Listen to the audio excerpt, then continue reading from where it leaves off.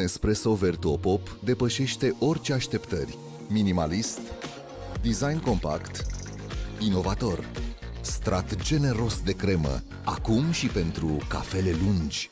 Nespresso. El e Mihai, mare iubitor de afine. Le mănâncă și la bucurie și la stres. Când mănânci multe afine, vitamina E ajută creierul. Gândești mai mult și începi să spui întrebări. De ce spunem lactate și nu laptate? Scârț! De ce l-aud pe Mircea Radu? Consumat de întrebări, Mihai nu își dă seama că afinele cumpărate cu Act for Good fac un bine nebănuit. Pentru că familia Costache prinde curaj și cultivă afine bio, ceea ce îl inspiră pe vecinul Ilie să facă și el lapte bio, iar pe tanti Geta să ducă dulceața românească peste hotare. Avem șampanie! Bine, Mihai! Scuze, nu mai sunt afine. Din dragoste pentru afine, Mihai a făcut și bine. Cu Act for Good, binele se ține lanț. Carrefour.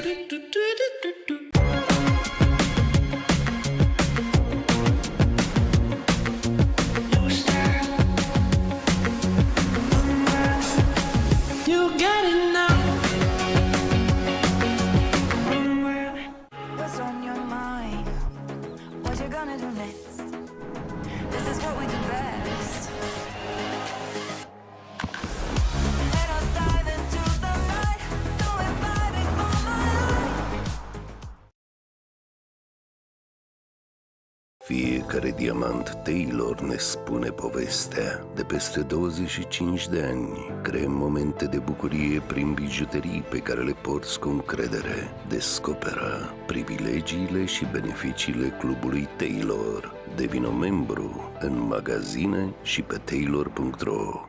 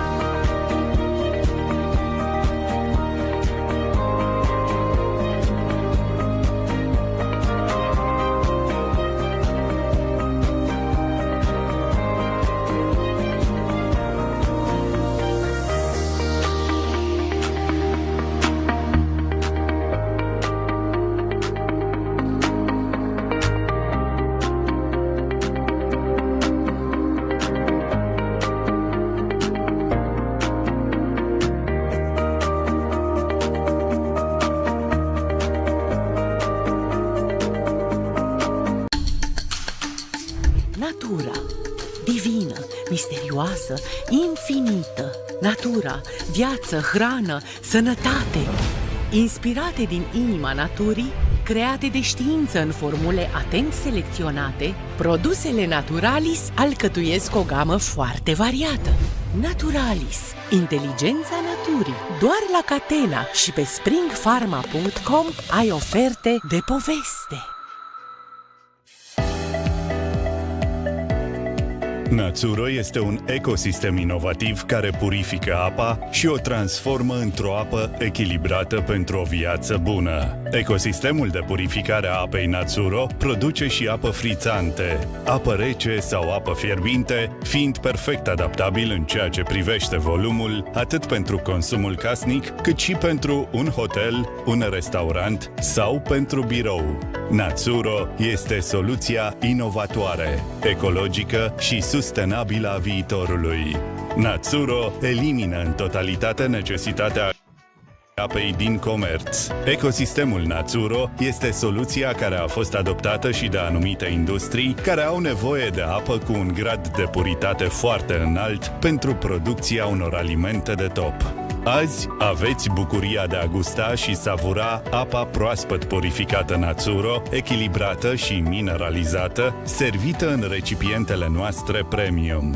Iar de mâine, dacă doriți, veți putea servi apa Națuro direct în casa dumneavoastră, biroul sau compania pe care o dețineți. Națuro Aqua. Apă echilibrată. Apă bună.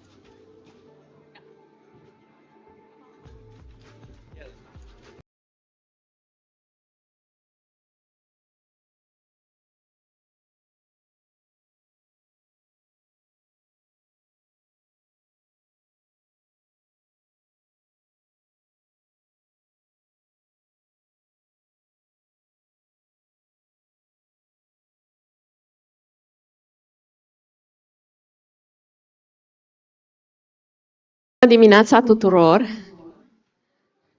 și vă mulțumesc pentru prezența în număr atât de mare la încă un eveniment din seria Forbes Power Breakfast, pe care sper că l-ați avut, adică pe breakfast și cu power. Tema acestei întâlniri este Leadership and Personal Growth, a Continuous Journey, pentru că știți că vorbim foarte mult despre lideri, despre viață, despre alegeri, despre succes, despre eșecuri. E un eveniment un pic mai special pentru că va avea loc în limba engleză. Invitatul nostru vorbește o limbă engleză absolut superbă, cu un accent scoțian minunat, pe care sper că vă va încânta la fel de mult ca și pe mine. Vom discuta liber și interactiv despre soft skills și despre calitățile esențiale pentru un leadership eficient.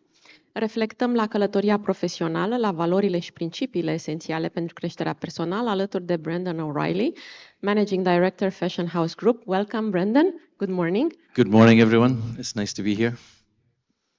După cum bine știți, Forbes Power Breakfast este despre prezent și viitor, despre probleme și provocări, dar mai ales despre soluții. Întotdeauna am încercat, cel puțin din vremea lucrului despre care nu vrem să vorbim, și anume pandemia, am încercat să găsim soluții la toate problemele care au apărut și cu care nu ne mai confruntaserăm în viața profesională și, de ce nu, și cea personală. După cum știți, Forbes Power Breakfast este un eveniment oferit de Forbes Romania împreună cu One United Properties. Este inspirat de Nespresso și Carrefour. Partenerii strategici sunt automobile Bavaria, TEILOR, Eli Parks România, Catena, Farmacia inimii. Apa noastră oficială este Națuro Aqua. Gold Partner astăzi este Fashion House. Partenerul nostru tehnic este Baz Events. Florile, printre care sunt și ceva bujori frumoși, sunt de la Maison d'Adu, ca de obicei, și partenerul nostru pe care ne bazăm pentru transmiterea revistelor este Curiera. Vom vorbi astăzi despre leadership, împreună cu Brendon despre ce înseamnă să fii lider de criză susținută, lider de vremuri bune, lider de schimbare, lider de inovare. Toate aceste lucruri care se așteaptă de la o persoană care se află în fruntea unei companii și care trebuie să aibă toate răspunsurile. Câteva cuvinte despre Brendon. Este Managing Director al Fashion House Group și al Liber Romania, două companii care activează în sectorul imobiliar, comercial și rezidențial, oferind și soluții de management al activelor. Brendon O'Reilly s-a alăturat companiei în 2010 în calitate de director general, după ce a petrecut 9 ani la conducerea GVA Outlets Limited. Sub conducerea sa, Fashion House a reușit să rămână o prezență importantă în peisajul schimbător al imobiliarelor din Europa Centrală și de Est, determinată de prezența tot mai mare a retailerilor online și de schimbarea obiceiurilor de consum în rândul tuturor categoriilor de consumatori. Dintre calificările academice ale lui Brendon O'Reilly, menționăm un MBA de la Universitatea din Stirling, obținut în 2005. Înainte de aceasta a absolvit cu licență în educație, Bachelor of Education, în 1982, la Glasgow Caledonian University. În calitate de retailer și expert în industrie, contribuțiile sale se extind dincolo de rolul de la Fashion House Group și Liber Romania. Este președinte al Outlet Retailer and Developers Association, unde își folosește cunoștințele și experiența vastă pentru a promova în continuare creșterea și succesul sectorului de outlet. Prin conducerea, expertiza și dedicarea sa, își dorește să aducă semnificative contribuții la dezvoltarea și gestionarea centrelor de outlet. Okay, so I've been talking a lot about you, all good things, I can assure you. Can we now start? And I would like to begin by asking you, what do you think about Romania? We first came to Romania, Fashion House Liber Wood, more than 20 years ago. My general philosophy in business is that you should be proactive in understanding your customer, your staff, your tenants, your financial partners, and what that means is spending lots of times in restaurants and meetings and everything else. It's fair to say in Romania, more than other countries, from a personal point of view, I've established business relationships which have then transitioned into personal relationships, quite unusual. So I have a great love of the Romanian people. Some of my staff here have experienced that. And the difference here, and it is a very Romanian thing, is that there are the boundaries of business and relationship are stretched a little bit. So I've been invited to people that I know here as weddings. I know a lot of my team members' children or wives. I'm particularly fond of Romanian red wine.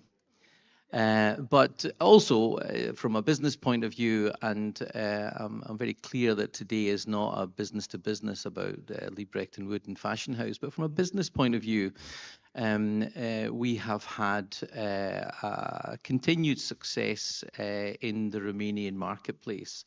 This is an environment where we can buy land, we can secure planning permission, we can build, we can secure funding and finance, we can commercialize, and I'm sure, hands up if you've shopped in Fashion House, either Militar or, most of the room are our customers.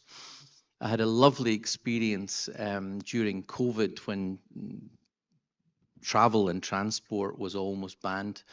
And just after Brexit, I arrived into Otopen and presented my British, I'm Scottish, but British passport.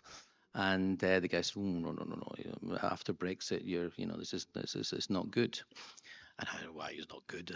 What are you going to do here? I said, well, I'm business, okay, that's fine. I have to ask my boss. And the boss came.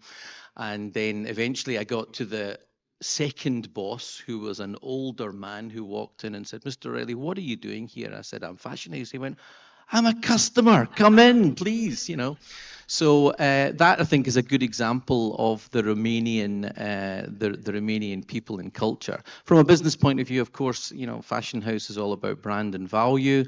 I have to say, I'm invited to speak often at different conferences around Europe and sometimes in the US. I don't think I've ever seen such a well-dressed audience as I can see today, and that's our customer. So our customer responds to brand and value, and that's what Fashion House delivers. So I enjoy Romania, the people, the business culture, and look forward to, I'll speak about it later, our continued development here. And so we introduced you and we mentioned your career at Fashion House Group and Liber with Romania. Over the past, how long is it? 12 years, right? In Romania? In Romania? Almost 20. So Fashion House Militar is 15 years old. Okay. Some of my staff member here, one in particular, Mia, has been with us for 15 years. 15 years. So 15 years, yeah. So it's a very long experience here in Romania. We here at Power Breakfast, we speak a lot about growth, personal growth and leadership. Along those lines, what has the experience in Romania taught you about leadership? I think in Romania, we've had every business emotion, okay? I use the expression sometimes that business in Romania is like holding on to a tiger's tail. You have to be careful in case it bites you. When we first came, as we always do, we bought plots of land which are out of town. So outlet center, locational strategy is always out of town, doesn't matter which country.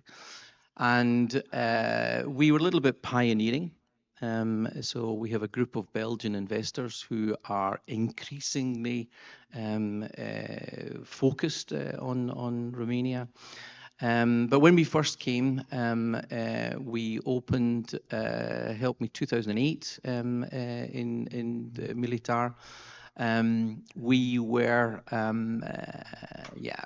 a bit optimistic. We probably built a bit too much, and you know, the process was we had a roller coaster.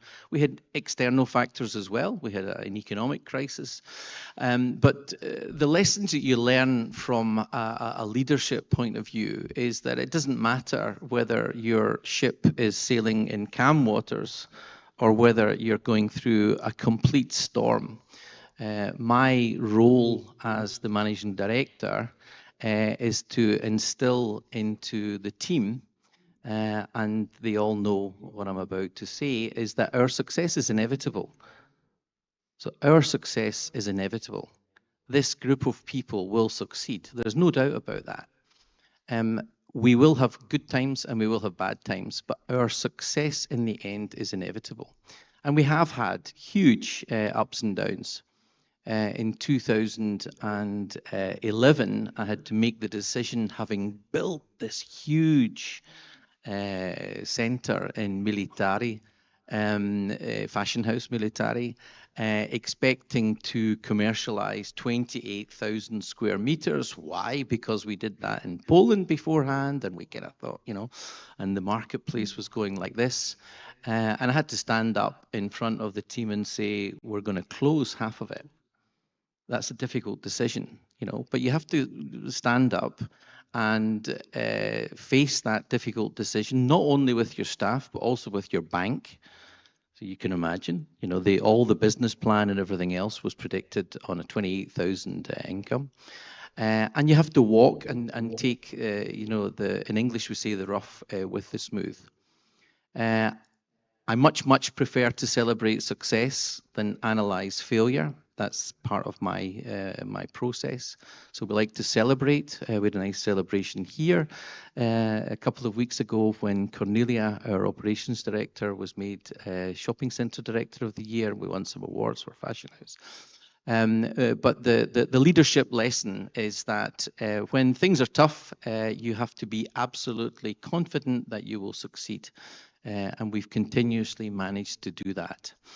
Of course, that comes with another recipe, which is you have to put people together. There are 3 words that describe everyone that works for Lee Brecton Wood or Fashion House, and that is passion, talent, and attitude. Okay, passion for what they do, talented in their area of expertise, doesn't matter, marketing, retail, accountancy, engineering, and then attitude.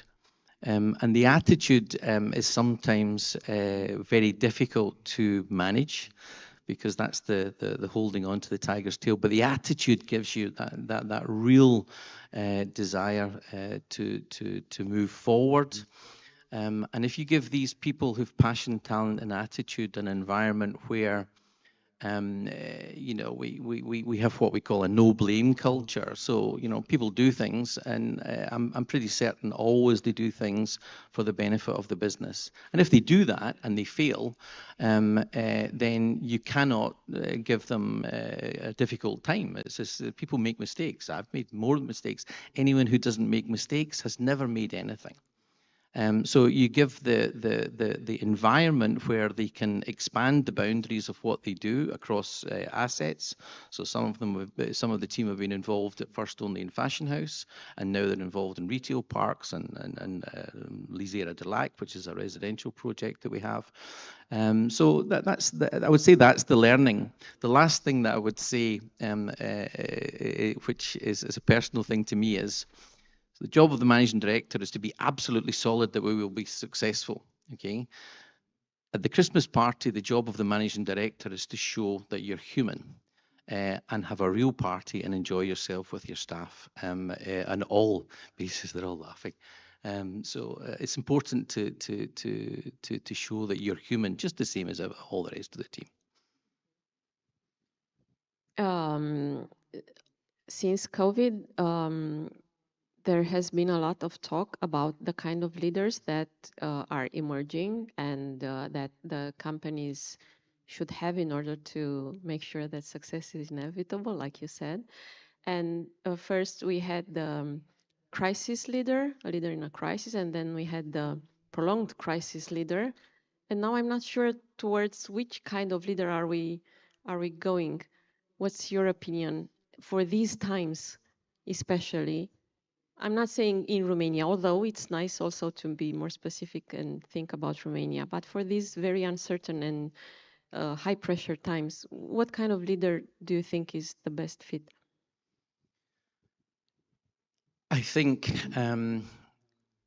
it sounds as though, you know, we've got all the solutions up front. We don't. We have problems just the same as everyone else, and we face them every day. But when COVID came along, my belief is that the partnerships we had established with our tenants actually were strengthened rather than weakened. Because our approach was, and that was difficult, I'll tell you why. I have 2 business partners, Mark Leba and Patrick van den Boske.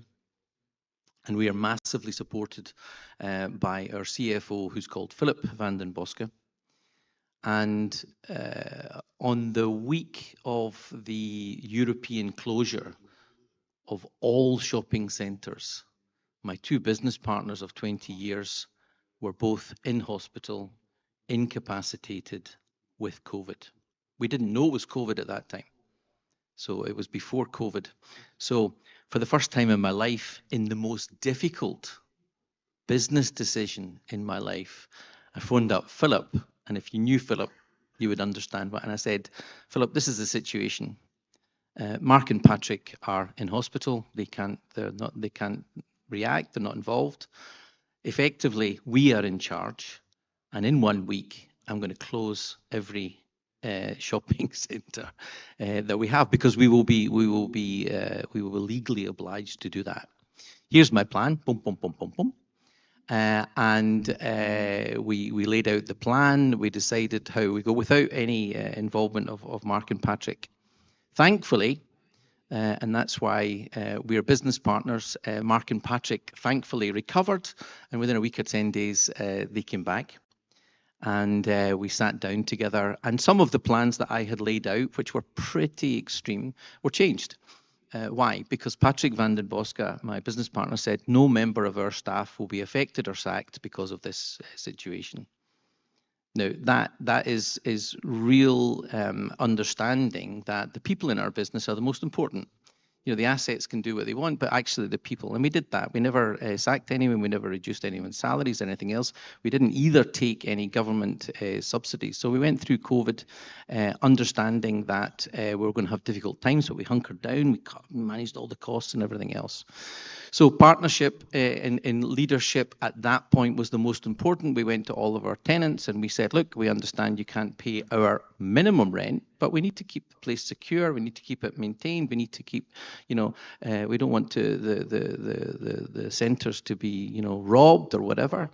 And we individually went through every tenant and went on that basis. Of course, no names, no discussions. I then met with tenants who, with some landlords, the landlord said, well, I don't care about COVID. You have a lease, you have to pay your rent. It's impossible. And those landlords, no names, they didn't make the best of a bad situation. And there's always an English expression, silver lining to the cloud. I always laugh because my wife is a fitness fanatic. So during COVID at 4 o'clock each day, she spent 2 hours on the treadmill, exercising and everything else. And at 4 o'clock, I opened a bottle of red wine. So I gained 5 kilograms and she lost 5 kilograms. And then after, and that's what happened. So the fashion house business then everywhere just flew because there were people like me who had to buy new clothes, and there were people like Marina who also had to buy new clothes because she was smaller. And of course, she was buying fitness clothes. I was buying sneakers that probably weren't used so much, but that's that was the process through COVID. So partnership was key, but partnership was always part of our philosophy. Our mission statement talks about partnership, understanding your tenants. Why? Because you know, outlet centres, as I said before, you know, if anyone's been to Fashion House Palladi, some days you go there and the cows are still in the field next. I don't know how we control that, but there's something. So we buy land that's out of town and we develop these great assets where people come and get brand and value. But the first discussion is, what's the turnover going to be? Say, well, we think it's going to be quite good. Normally it is, but who knows? So you have to go into a partnership with your tenant because you're in a completely new location. I remember one particularly high profile tenant saying, this is in the middle of nowhere. Of course, today it's not in the middle of nowhere. Today it's a beautiful shopping centre and everything else. But she was right when I was standing there before the centre opened. It was in the middle of nowhere. So we have partnership. But just moving on from then, I think, you know, partnership first. Then, as a leader of a group of people, you have to understand that COVID changed everything. I'll talk about COVID in terms of the workforce, but COVID changed everything because everyone stopped what I would call normal corporate governance. So a lot of the regular things that were done in business every single day were put aside because you were firefighting. You were firefighting with the tenants, you were firefighting with the banks, you were firefighting with the customer. We had all kinds of, different issues as a result of COVID. Then you had the logistics problem and everything else. So now, today, as a leader of a group, the focus is on innovation because we haven't innovated for the last 3-4 years because we've been firefighting. So I think you have to be one face at certain points. I remember we're very focused on celebrating success, as I said earlier, and normally we have a very nice Christmas party each year. But of course, with COVID, you couldn't have a Christmas party. So for the first time, we had an online Christmas party. And Patrick, you've heard me talking about Patrick before, said, no, it's never going to work. I'll come for 15 minutes, I'll say hello, but I don't, yeah. 4 hours later, he was singing karaoke. We had this great guy. He was, Frank Sinatra, and he was in his bathroom in London. He's a professional singer, so he was our entertainer. And in fact, in December last year, I said to him, the first Christmas party we have in real life, doesn't matter where it is, we will invite you. And he came, and he was fantastic. So you have to be different things as a leader as you go through. So now this year it's about innovation, and I hope, fingers crossed, we don't have any other COVID type issues. And speaking about innovation, and now I'm speaking from the point of view of the team. One thing that's certain and that's also emerged a lot after COVID is that we have to continuously grow and innovate and adjust. And this is the key word for the next 20, 30 years. We are being told to adjust and to do things, to do new things, to do things in a new way, to keep innovating, which is, I think we have to push ourselves a lot. How do you work with your team so that they continuously innovate and adjust? I think that, so how are we doing it just now? So the group went to Poland, so we're outlet operators. We went to Poland to look at the marketplace there. We see some cross-border movement of tenants coming from Poland to Romania, because in Poland at the moment they have no Sunday trade, for example. They're quite close. But in terms of operational excellence,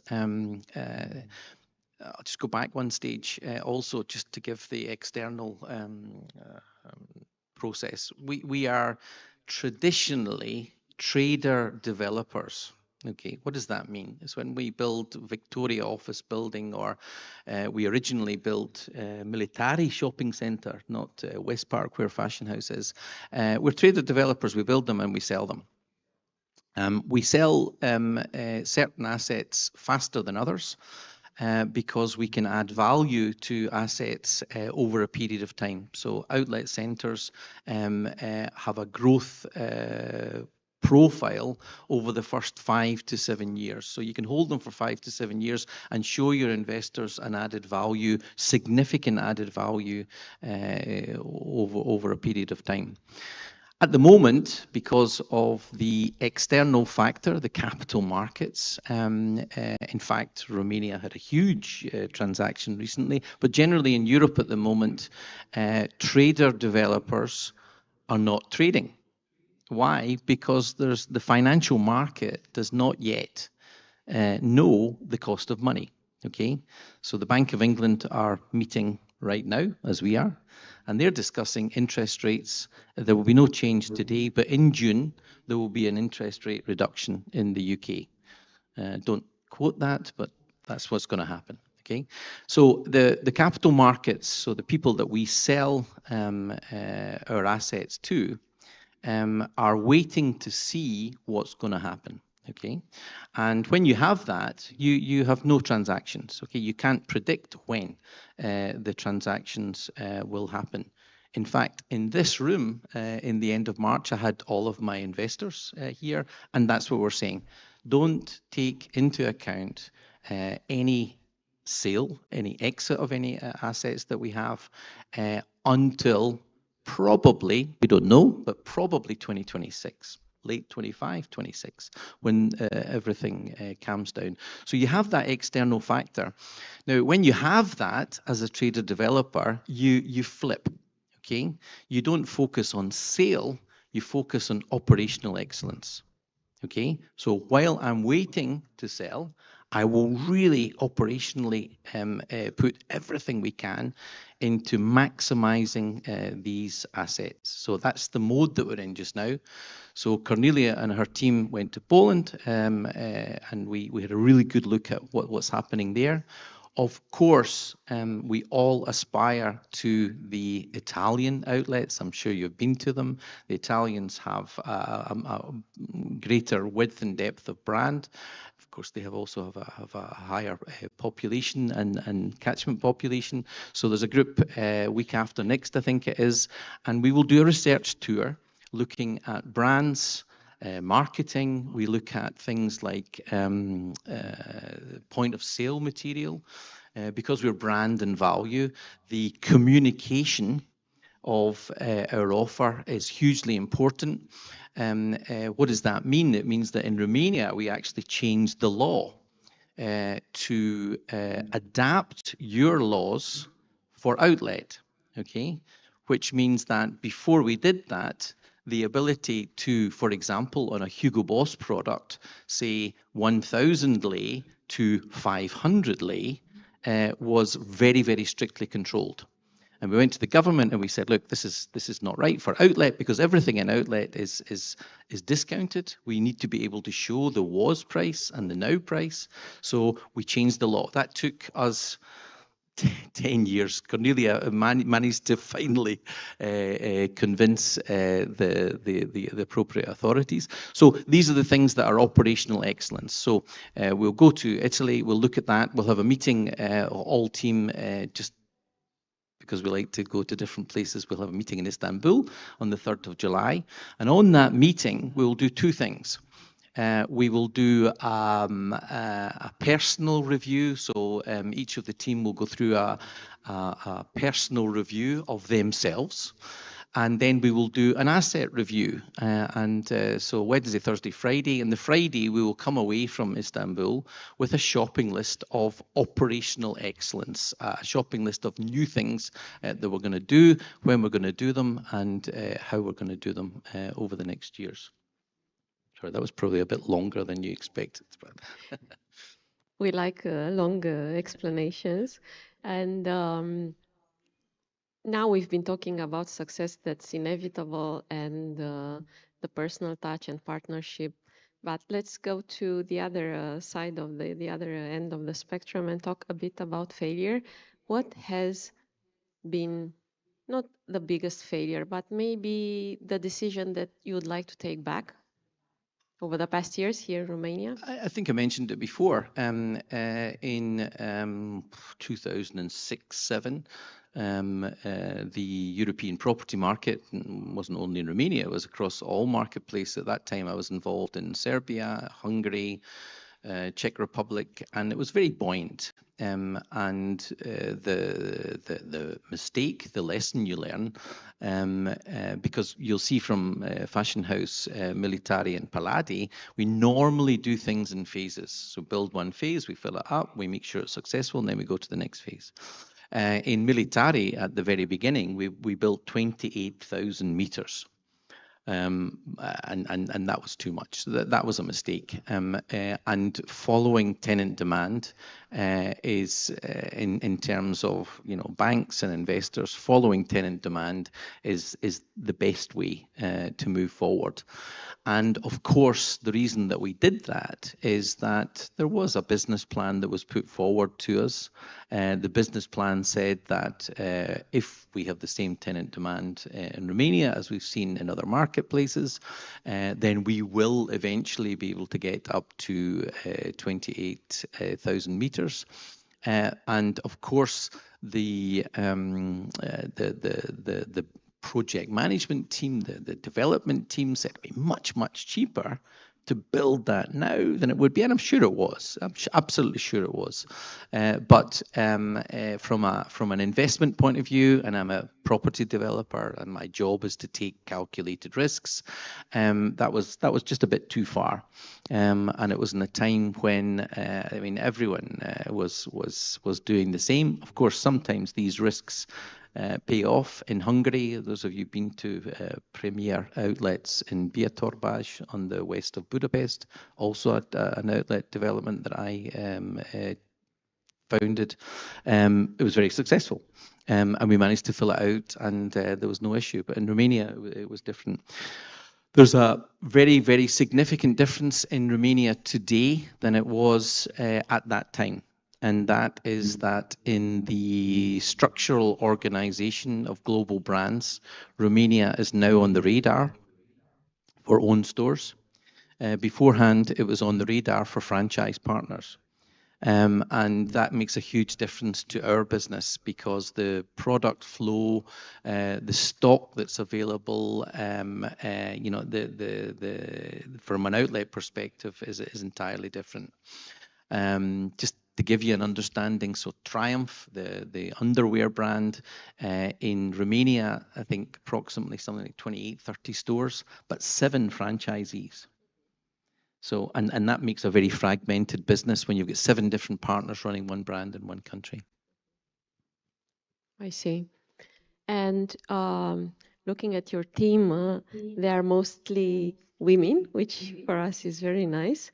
Can you speak a bit about the importance of having a well-balanced team in all respects? Not only, you know, women versus, or no, together with men. But we don't want to speak in terms of versus. But how do you manage to get a very well-balanced team? It's interesting because I had a meeting with Patrick the other day there, and he said, "Well, what's the thing on Thursday?" I said, "It's a Forbes breakfast." I said, "It's a kind of ladies, you know, business club." And what are you going to talk about? I said, well, I'm not 100% sure, but we've got some guidelines and stuff like that. But it's more about, you know, leadership than it is about business. Yeah, okay, that's fine. I said, but one of the things is, why do we have women? And he laughed. And he said, well, why is that a question? And that's a perfect example of Patrick and Mark. So, you know, our philosophy, first of all, this is from a personal point of view, I'm not anything-ist, okay? Ageist, sexist, racist, religious, anything-ist. I have had male PAs. So for us, for Patrick, Mark and I, it's simply about who is best.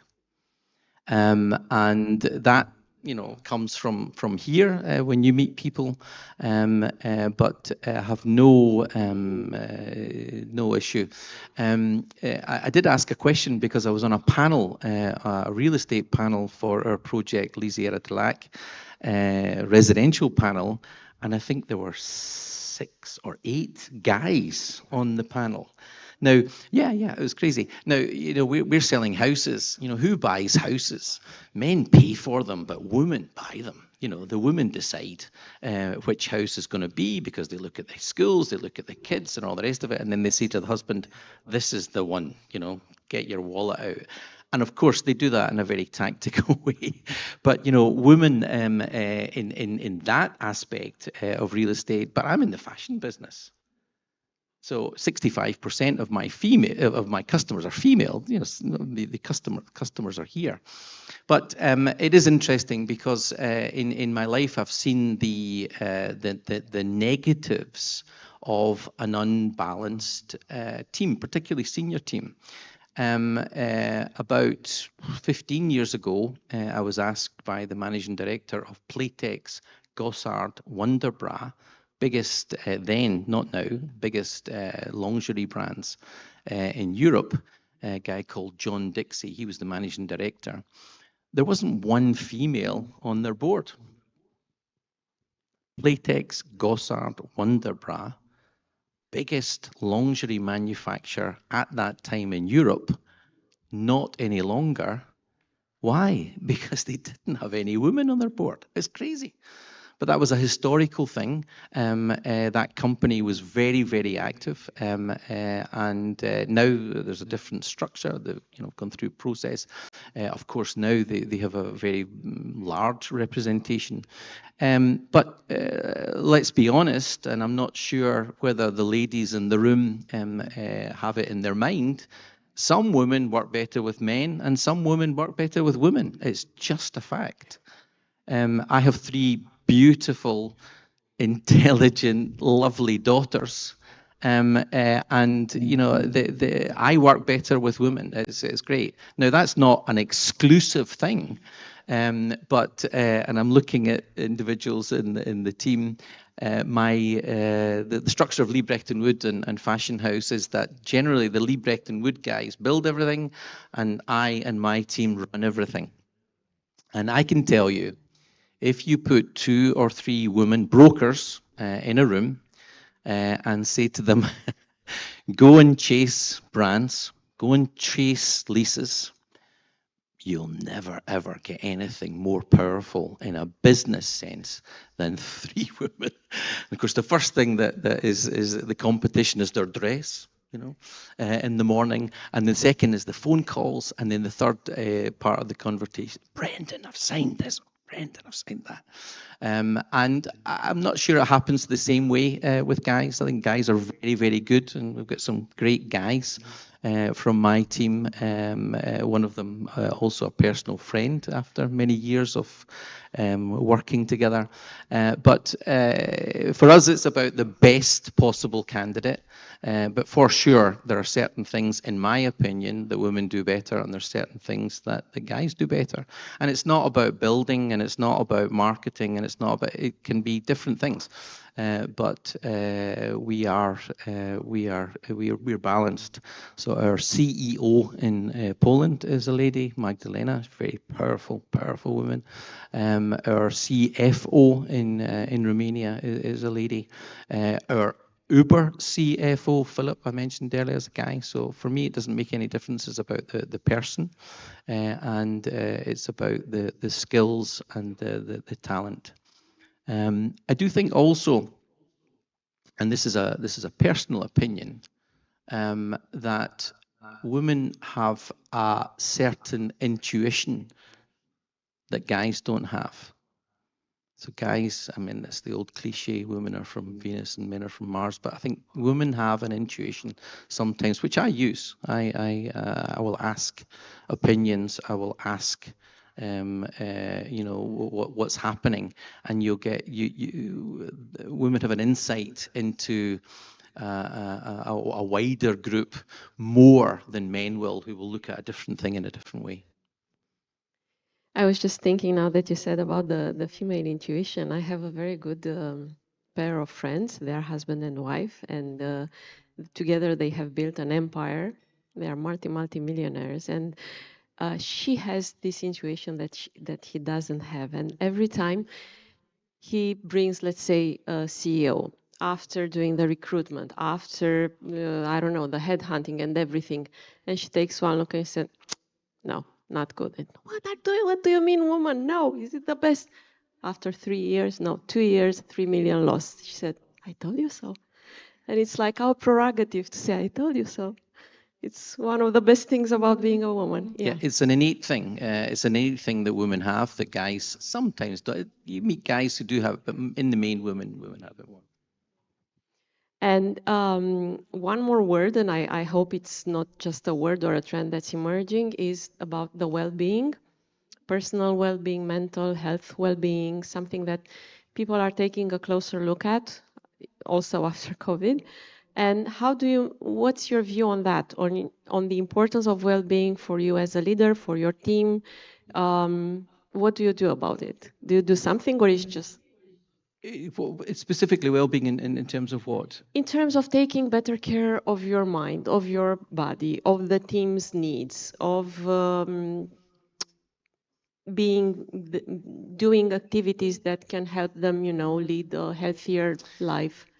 You know, activities I'm not so sure and not so focused on.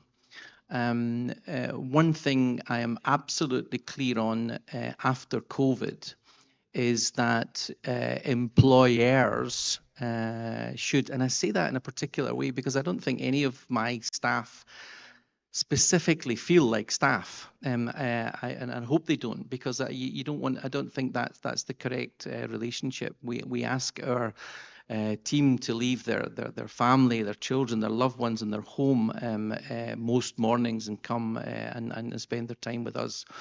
I think since COVID, employers need to and should, and I'll focus on two different things that are my particular personal focus.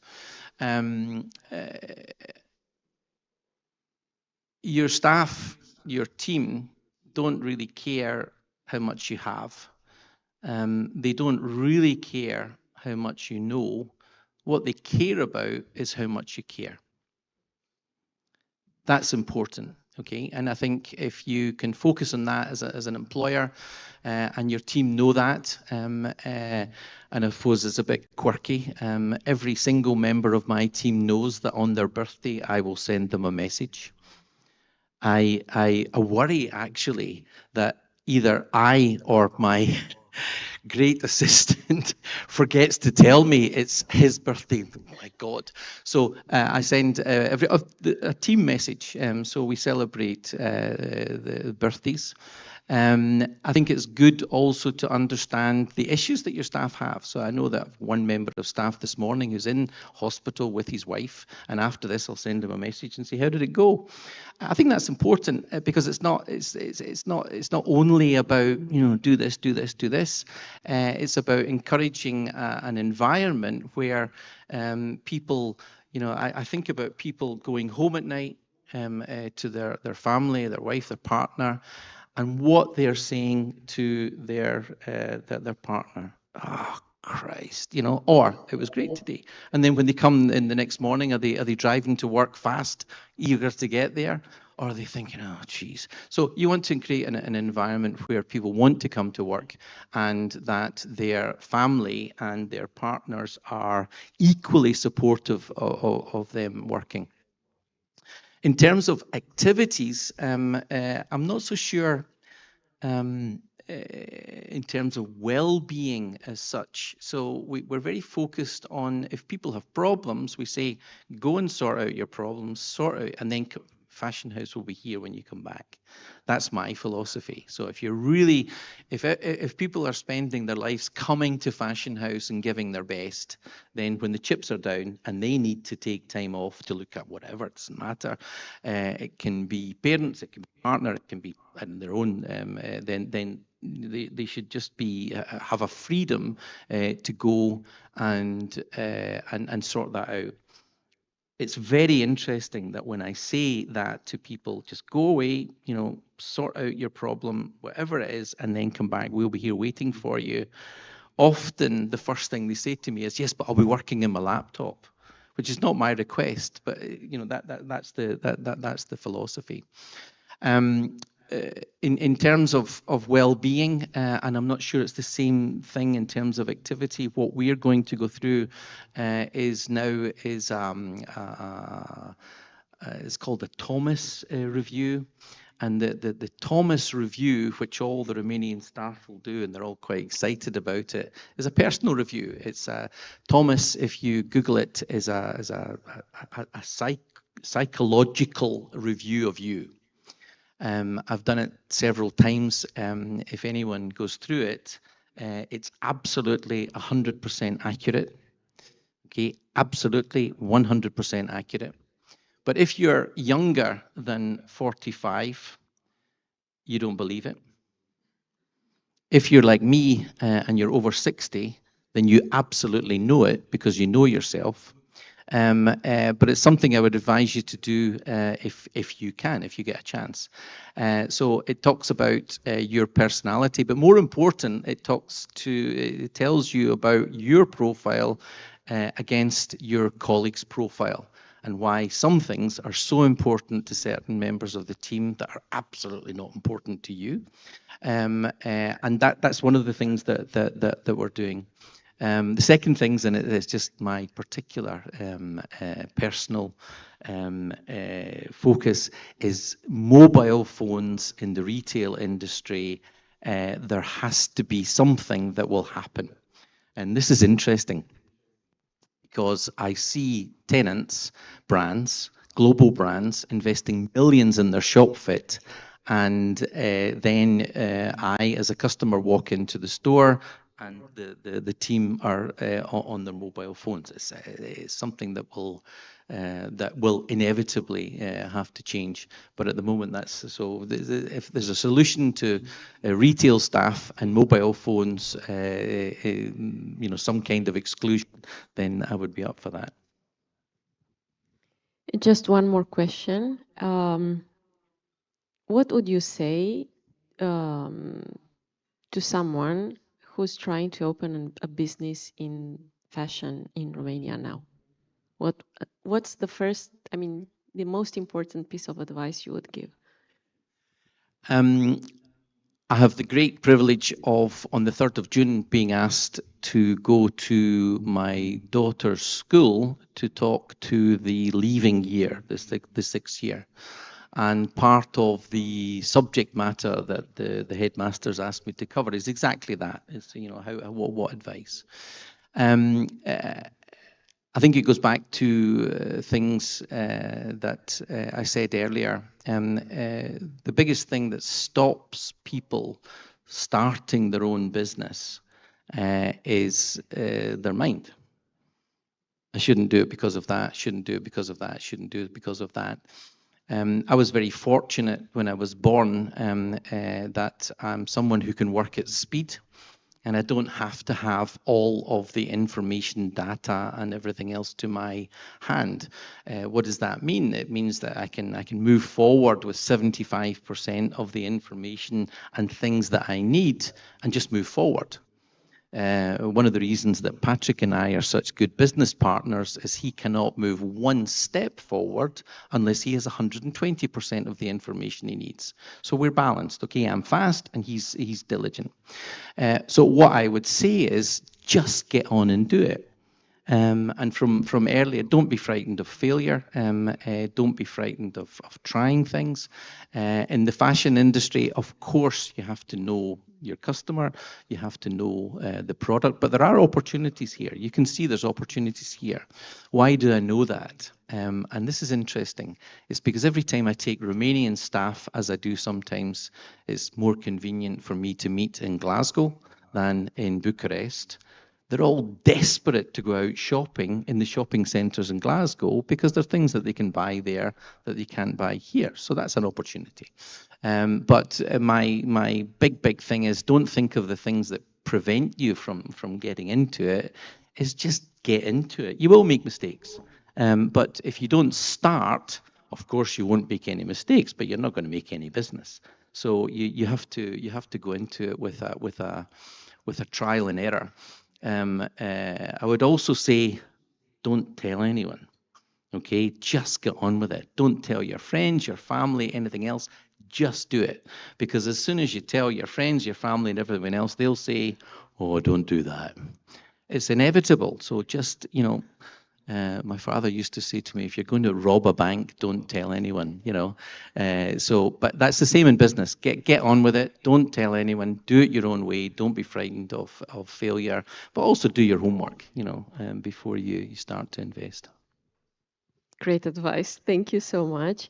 If there are any questions for Brendon, you can ask them now. If not, I'm sure he will stick around for another maybe 15 to 30 minutes, and you can ask him in private. Thank you for being such a good audience. Thank you for being such a good speaker. Just 1 second before you go. There's a red envelope in front of you, everyone. Yes, everyone should have a red envelope. These are vouchers for Fashion House. You're welcome to go and spend them either in Militari or in Palladi. So that's from our team to the group here. Okay.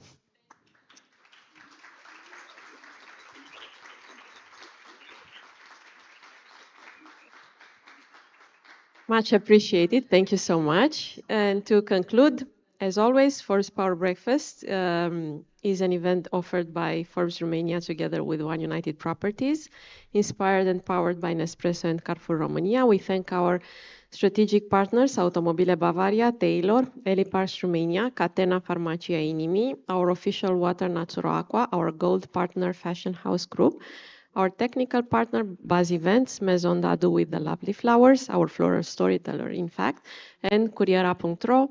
We have so many more events coming up. Just read our newsletter, Forbes Espresso, and you'll learn about all of them. Thank you.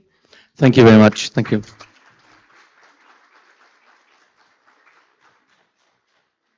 It was perfect. Thank you.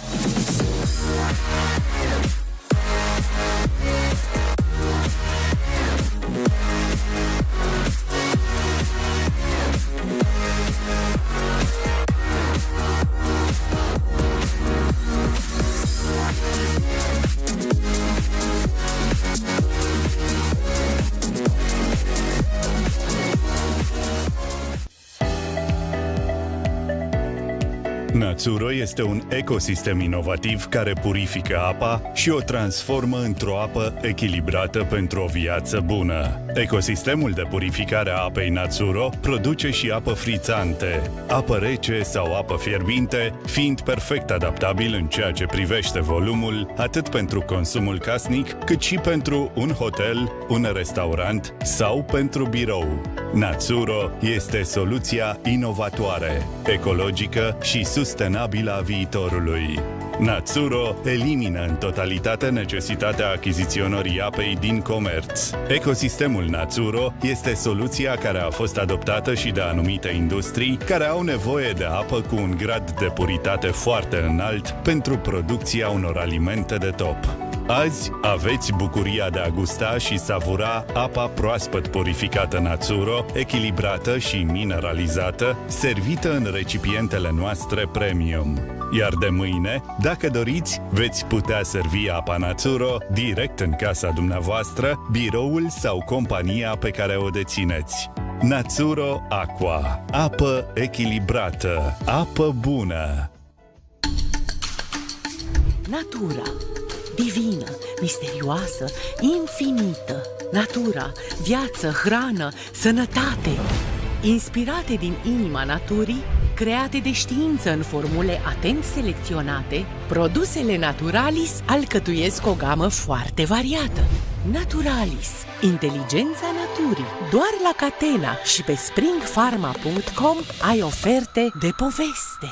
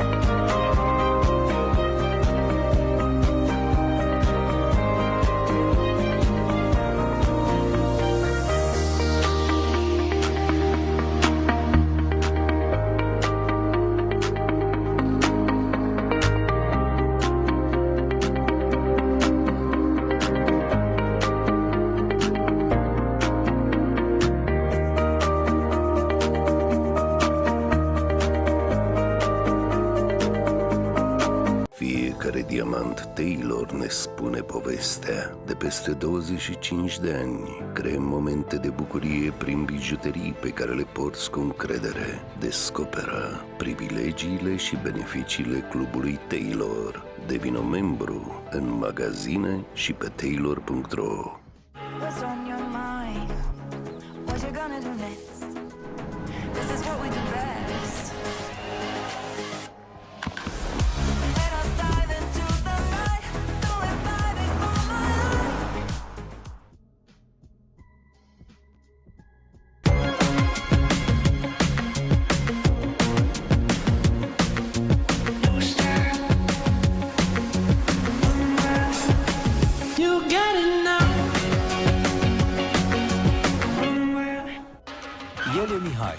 mare iubitor de afine. Le mănâncă și la bucurie și la stres. Când mănânci multe afine, vitamina E ajută creierul, gândești mai mult și începi să spui întrebări. De ce spunem lactate și nu laptate? Scârț. De ce l-aud pe Mircea Radu? Consumat de întrebări, Mihai nu își dă seama că afinele cumpărate cu Act for Good fac un bine nebănuit. Pentru că familia Costache prinde curaj și cultivă afine bio, ceea ce îl inspiră pe vecinul Ilie să facă și el lapte bio, iar pe tanti Geta să ducă dulceața românească peste hotare. Să bem șampanie! Bine, Mihai!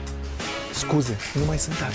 Din dragoste pentru afine, Mihai a făcut și bine. Cu Act for Good, binele se ține lanț.